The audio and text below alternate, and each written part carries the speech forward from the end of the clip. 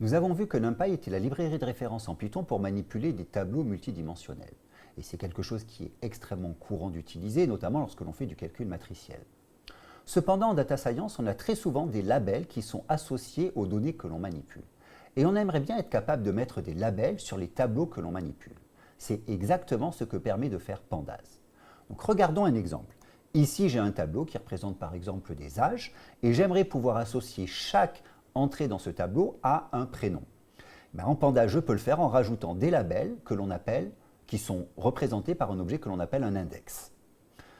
Et cet objet à une dimension s'appelle en Pandas une série.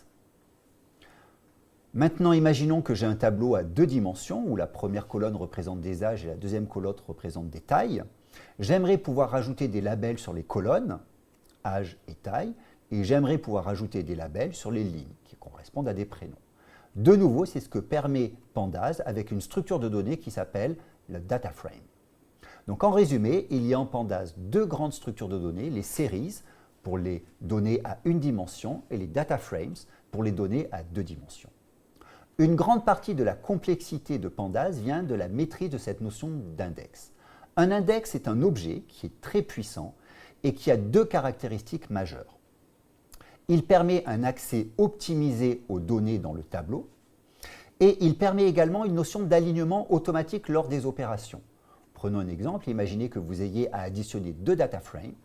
L'opération d'addition ne s'appliquera qu'aux éléments qui ont exactement le même label. Dans cette vidéo, nous allons principalement parler de la notion de series et d'index. Ouvrons maintenant un notebook pour jouer avec ces deux notions. Un index est un objet immuable qui est à la frontière du set et de la liste. Un index contient des éléments qui sont hachables, comme un set, et il est sliceable, comme une liste. De plus, l'index va définir une relation d'ordre sur les éléments qui sont stockés, et il peut contenir des éléments dupliqués. Un index sur une série va permettre d'offrir à la série une interface qui est à la fois une interface de liste et une interface de dictionnaire. En pratique, on crée très rarement nos propres index. En fait, les index vont être créés automatiquement à l'importation de nos données. Et Pandas supporte une grande variété de formats de données, aussi bien en import qu'en export. En Pandas, on peut importer des données sous le format CSV, sous le format JSON, sous le format HTML, Excel, SQL ou Pickle. Ce sujet ne présente pas de difficultés particulières et nous le couvrirons dans les compléments. Regardons maintenant un exemple de série et d'index. Pour cela, je vais commencer par importer Pandas et la convention, c'est toujours de le renommer PD. Et ensuite, je vais créer une série de la manière suivante. pd.series.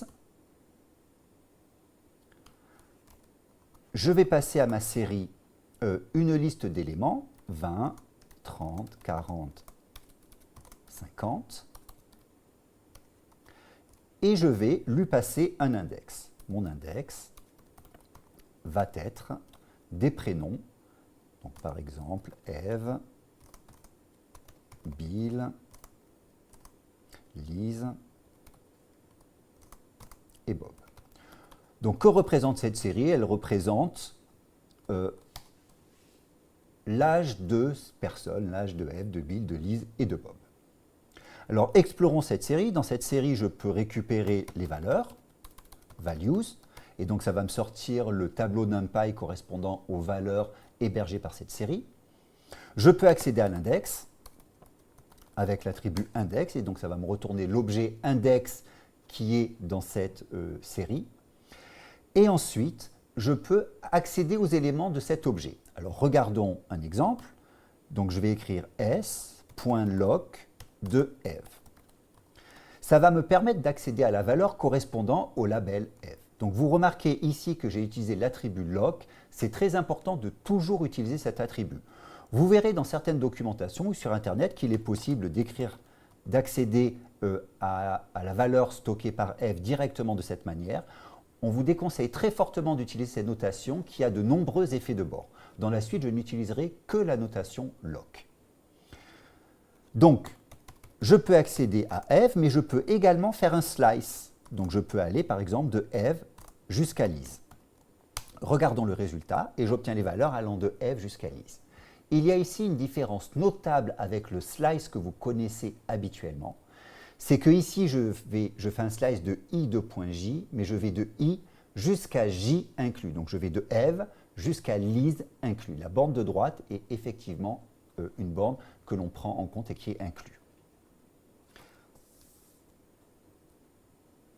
Comme on peut faire des slices sur les labels, vous vous demandez sans doute quelle est la relation d'ordre que j'ai sur mes labels.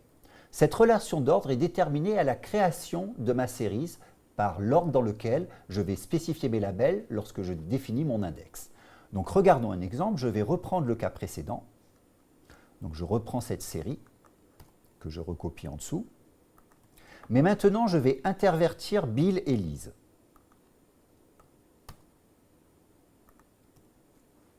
J'exécute cette série, je recrée le même slice que celui du dessus, s.log de Eve à Lise, et quel est le résultat que j'obtiens? Maintenant, je vais bien de Eve à Lise, mais avec une relation d'ordre qui est définie par l'ordre des éléments à la création de mon index.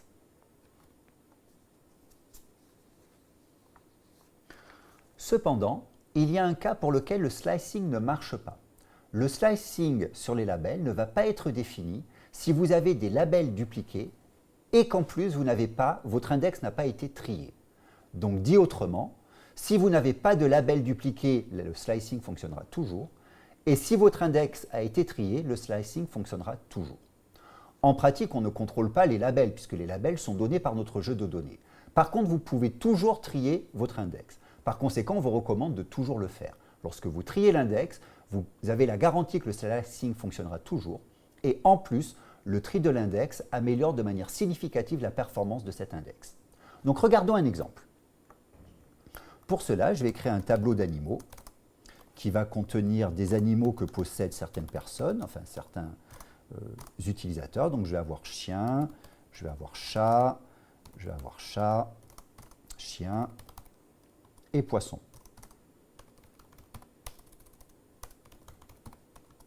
Et puis ensuite, je vais avoir un tableau de propriétaires, que je vais appeler proprio, et qui va contenir le prénom des propriétaires. Donc je vais avoir Eve qui est un chien, je vais avoir Bob qui est un chat, Eve de nouveau qui est un chat, Bill qui est un chien, et Lise qui est un poisson. Donc ici, j'ai mes deux listes. Et maintenant, je vais créer une série à partir de ces deux listes. Donc je vais écrire ça de la manière suivante, S égale series, et je vais passer comme valeur les animaux, et comme index, je vais passer ma liste qui est index. Pardon, et comme index, je vais passer ma liste qui est la liste des propriétaires. J'exécute, je regarde ma série, et dans ma série, je vois bien que j'ai comme index des prénoms, et comme valeur les animaux, chien, chat, chien, poisson. Alors maintenant, essayons de faire un slicing sur cette série. Je vais faire s.loc de Eve de.lise. Alors maintenant, qu'est-ce qui va se passer? On remarque que je suis dans un cas pour lequel le slicing ne devrait pas fonctionner. J'ai des labels dupliqués et mon index n'a pas été trié. Donc vérifions cela. Ici, je remarque bien que j'ai une exception qui est error. Et si je regarde tout en bas, quelle est mon exception? Cannot get left sliced bound for non-unique label Eve. Donc mon label Eve a bien été dupliqué, je ne peux pas faire de slicing dessus. Alors comment résoudre ce problème? C'est très simple. On l'a vu il y a juste quelques instants, il suffit de trier l'index. Donc ici, avant de faire ce slice, je vais faire s égale s.sortIndex. SortIndex ne fait pas de tri en place, il retourne une nouvelle série avec laquelle l'index a été trié, donc on doit le réaffecter. Et ensuite, maintenant, je peux bien calculer mon slice, donc j'exécute ça. Et maintenant, je vois que mon slice est bien défini. Et si je regarde ma nouvelle série qui a été triée, avec l'index qui a été trié, je vois bien que maintenant, j'ai bien Bill, Bob, Eve et Lise. Pour finir sur cette notion d'indexation, il existe sur les séries un autre attribut qui s'appelle iloc. Donc iloc me permet de faire accéder à des attributs non plus par leur label, mais par leur rang dans l'index. Donc iloc de 0, ça me permet d'obtenir le premier élément de la série.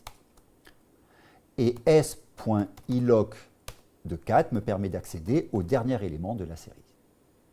Il y a ici quelque chose d'important à comprendre, c'est que si jamais je fais un slice sur iloc, par exemple, slice de 1, 2.3, comme il s'agit d'un slice sur des index, je retrouve le comportement classique des slices, ce qui veut dire que je vais de i à j-1 par pas de k. Donc ici, S ilog de 1, 2.3, ça va me retourner deux éléments, l'élément 1 et l'élément 2. Donc en résumé, lorsque je fais un slice sur les labels avec lock, je vais de i à j inclus. Lorsque je fais un slice sur les indices avec iloc, je vais de i à j-1. Comme les tableaux NumPy, les séries acceptent également la notion d'indexation avancée. Donc regardons un exemple. Je vais prendre ma série S et je vais récupérer tous les éléments pour lesquels la valeur c'est chien. J'exécute et j'obtiens bien la série pour lesquelles la valeur est chien. Je peux évidemment faire de l'indexation plus sophistiquée.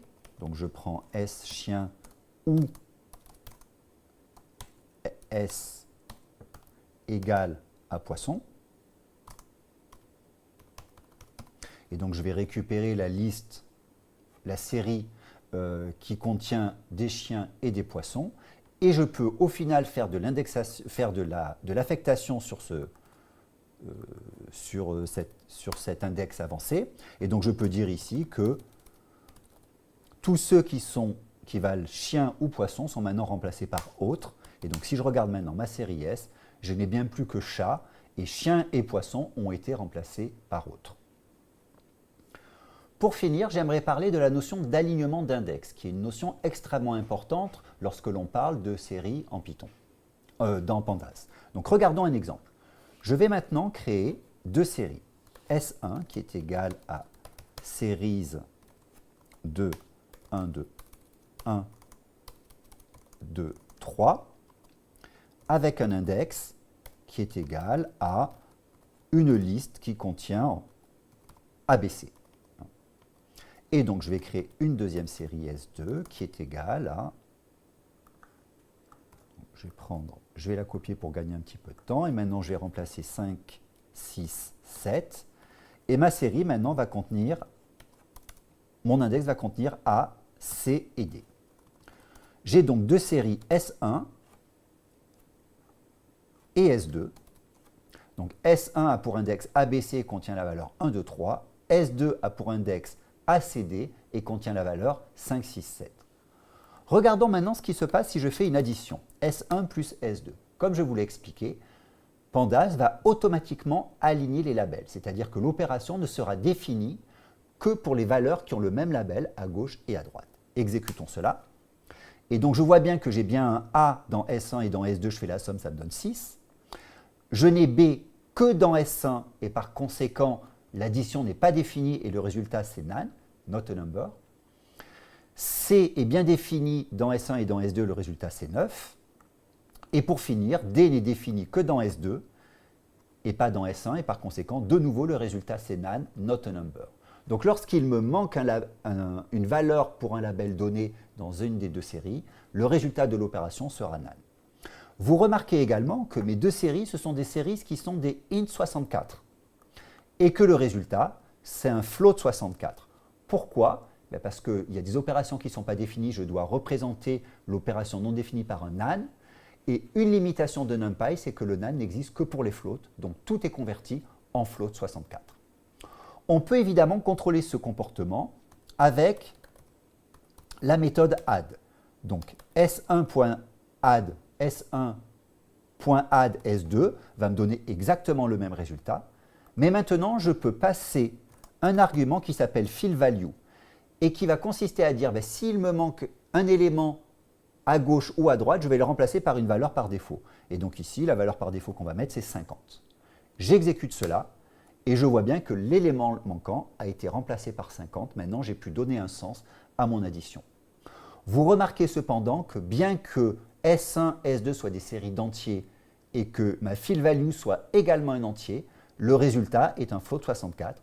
Il s'agit d'une limitation de la méthode add avec l'attribut fillValue. Dans cette vidéo, nous avons vu la notion d'index et de série.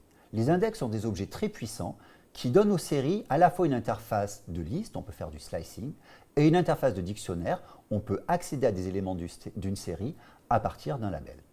Nous avons également vu que Pandas faisait de l'alignement automatique des labels lorsque l'on fait des opérations sur les séries. À bientôt.